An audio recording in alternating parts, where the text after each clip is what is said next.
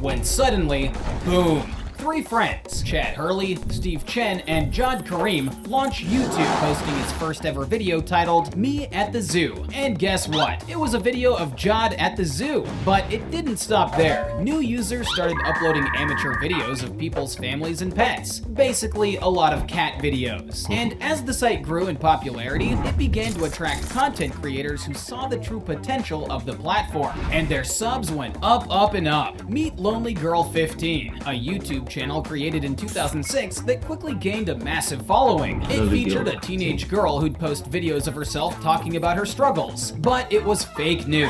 Lonely Girl wasn't even real, and the entire channel was part of a viral marketing campaign for an independent film. Fear not though, because knocking her off the top spot is Smosh, a comedy channel created by Anthony Padilla and Ian Heckox, with their first video being a lip sync of the theme song from the video game Pokemon. Smosh's early videos were primarily comedic skits and parodies, many of which were based on popular video games and internet memes. These videos were well received by viewers, gaining it a cult following that led it to becoming one of the most popular channels on YouTube, and eventually hitting the massive milestone of becoming the first channel to reach 100,000 subs. But you know what's even better than 100,000 subscribers? 1 million subscribers. Introducing Fred, a character created and played by Lucas Cruikshank. Fred was a 6-year-old. Fred was the first 1 million. With a high-pitched voice and a quirky personality. His videos quickly became popular among kids and teenagers, and led to Fred reaching 1 million subs in 2008, the first channel to do so.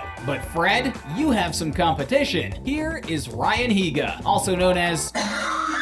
well, you can read the name yourself. Higa's journey on YouTube began in 2006 when he started uploading comedic skits and parodies with his friends. Over the years, he has evolved his content to include vlogs, music videos, and challenges. One of the things that sets Higa apart from other YouTubers is his authenticity. He's not afraid to be himself and share his life with his viewers. He's also a musician and a writer. He's released several original music videos on his channel, including the hit Nice Guys, which has over 100 million views. Now, you might be thinking that Higa is an immovable object, but that would mean that Ray William Johnson is an unstoppable force. One of the most entertaining, hilarious, and influential content creators on YouTube, there's a reason why he has made a name for himself. And that's why in 2011, he knocked Higa off the top spot. Johnson is more than just a comedian. He's also a savvy businessman and entrepreneur. He has built a successful production company, Runaway Planet, which creates content for YouTube and other platforms. And like Higa, he's also a talented musician who has produced and released his own music. Into 2012, Ray, Higa, and the comeback king Smosh dominate the podium positions as they cement themselves into YouTube's history, all passing 5 million subs in quick succession. But lurking a few places behind them is Jenna Marbles, also known as Jenna Mori, a YouTube personality and comedian who only began her career in 2010. But after uploading her first video, How to Trick People into Thinking You're Good Looking, she quickly went viral. And if you looked at her lately, you'd understand why. Her charisma and great sense of humor would allow her to challenge the podium. But would it be enough to knock Smosh off the top spot? No. That's a job for one man and one man only. I present to you the king of YouTube himself, PewDiePie. Now, I know what you might be thinking, but wait, isn't PewDiePie just some dude who plays video games and screams into his microphone? And to that, I say, you're not entirely wrong. But let me tell you, my friends, there is so much more to this unstoppable Swedish sensation than meets the eye. First of all, let's talk about his gaming skills. PewDiePie's gameplay can best be described as enthusiastic. He'll jump, he'll yell, he'll even break out into song. I'm serious. Look it up, although I'm sure you already have. It's like watching a one-man production of The Lion King, but instead of a lion, it's a guy playing Minecraft. But it's not just his gaming skills that allowed PewDiePie to reach 30 million subs before anyone else could even reach 20. It's also his unique commentary. PewDiePie has a special talent for making the most mundane of video games sound like the most thrilling thing you've ever seen. Have you ever played Farming Simulator?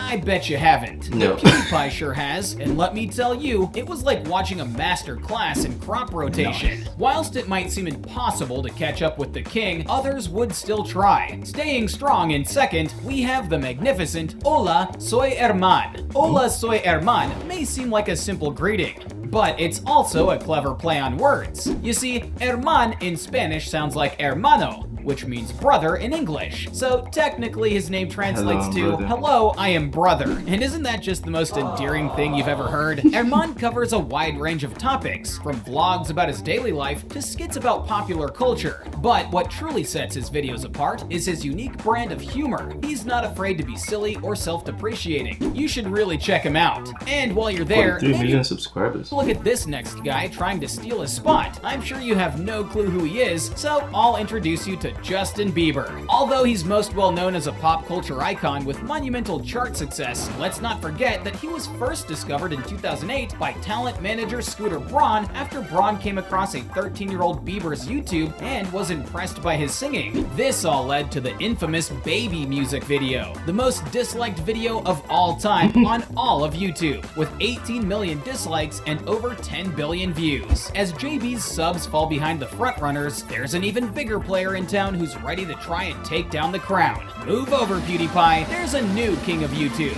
and its name is T-Series. T-Series has taken the internet by storm. It's like the company just wanted to be as unassuming as possible. Oh, we're just a small company that makes videos about, well, we're not really sure, but we're called I've never heard T-Series. T-Series, so it must be cool, right? And what kind of content does T-Series produce? Music videos mostly, but not just any music videos, Indian music videos. And let's be real, unless you're fluent in Hindi, you have no idea what's going on. It's like watching a foreign film without subtitles, but with better production value. And whilst Big T consolidates that dominant lead, PewDiePie falls behind, being overtaken by Cocomelon nursery rhymes. Well, I thought Mr. Beast was the first to hit 100 million.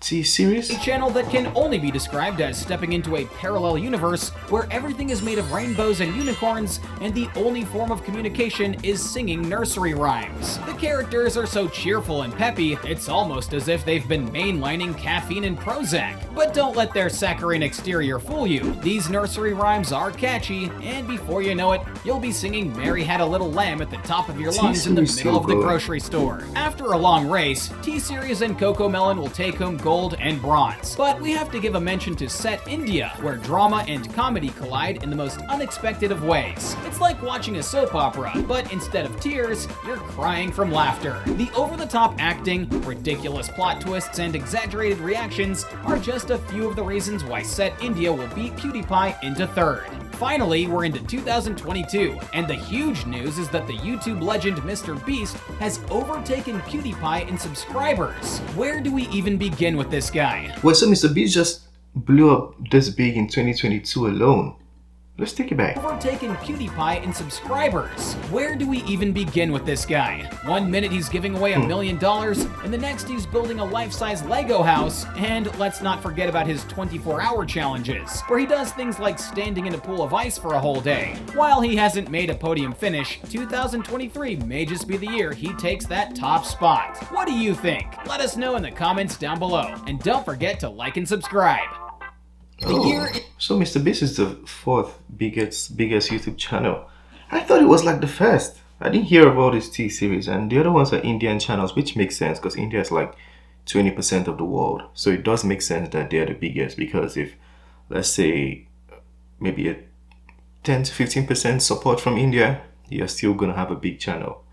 Yeah, I think I should start making more Indian contents. That is what the analytics are telling me.